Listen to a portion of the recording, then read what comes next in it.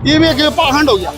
चलो पैदल, चलो बाज गए, कोई खड़ी कोर्ट, कोई बैठी कोर्ट, बीच में शराब पीते हैं, लड़कियां फोटो देखते हैं, वीडियो बनाते हैं, गलत बोलते हैं, वो पाखंड है। 30 साल 35 साल पहले सालासर मंदिर यही था, बाबा हनुमान भी यही था। मदद करने वाला अंदर, सरकार को भी शर्म आनी चाहिए और सामाजिक लोगों ने भी इसके ऊपर विचार करना चाहिए। और संत लाइन में ये मैं बताया, गुरुद्वारे के बाद में दूसरा नंबर इन्हें का है जो उन्होंने पब्लिक की सेवा करी है।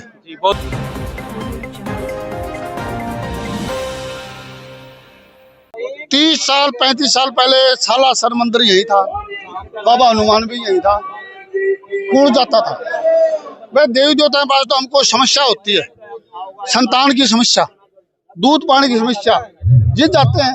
ये भी एक पाखंड हो गया। चलो पैदल, चलो बाज गए, कोई खड़ी कोर्ट, कोई बैठी कोर्ट, बीच में शराब पीते हैं, लड़कियां फोटो देखते हैं, वीडियो बनाते हैं, गलत बोलते हैं, वो पाखंड है। ये उनका विरोध नहीं करे, अनुमान न मान लो। अरे ये थोड़ा है कि सारा समय उनके हंडे जावा बेमतल का, क्या है। सही लाइन तो ये है, भगवान का नाम लेना होती है, भगवान का भी, राम का नाम लेते भी मैंने यहाँ सुना है।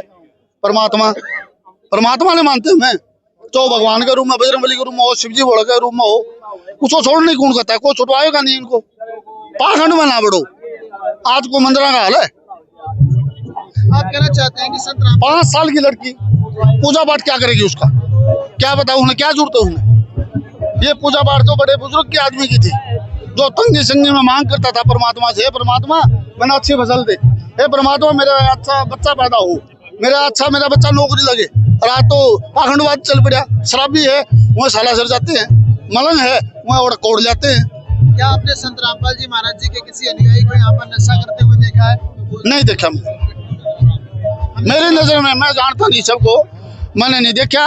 और वो इस लाइन में लगे नहीं, जो इतनी एक पाइप ठा के कंदब है और किसी गांव का पानी निकालता है और उस गांव के देखते हैं, मतलब वो नशा नहीं कर सकता। बस हमारा धर्म है, हम तो दूर बैठे हैं।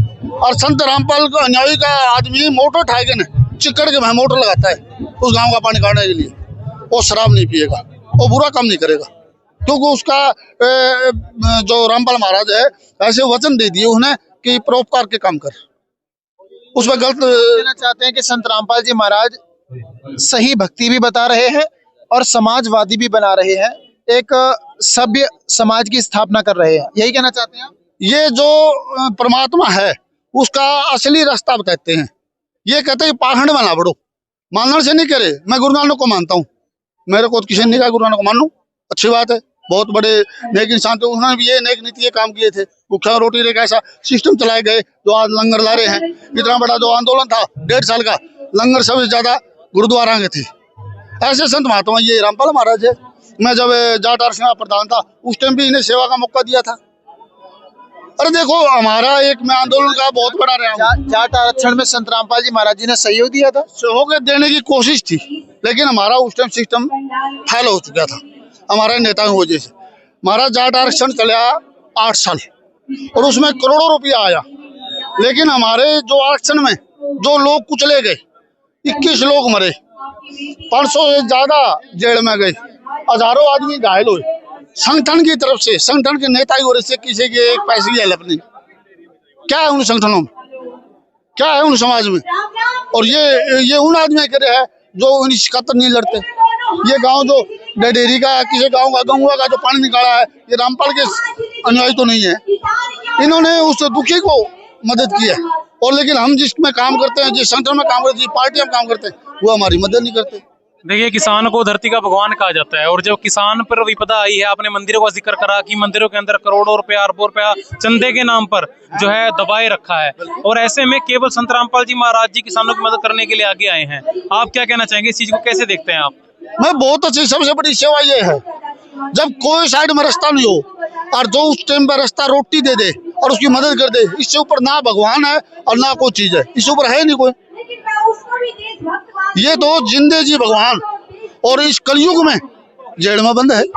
आज के युग में आप सोनिया 8 कत्ल करने वाली वो बाहर, और लाखों हजारों आदमी, और मतलब इतने किसानों की मदद करने वाला अंदर।